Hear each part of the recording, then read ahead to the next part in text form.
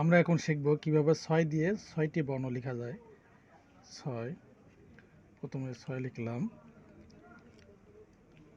ড, ডয় বিন্দু ড, 6, রস্যু, 6, দীর্ঘ, 6, ও, 6, বর্গীয় জ।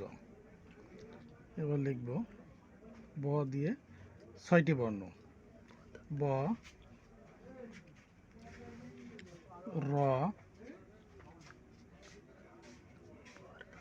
ক, তারপর হচ্ছে আমাদের ঝ,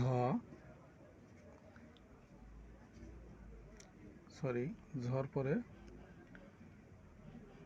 রি, ধ হলো ব দিয়ে 6টি বর্ণ, 6 দিয়ে 6টি বর্ণ।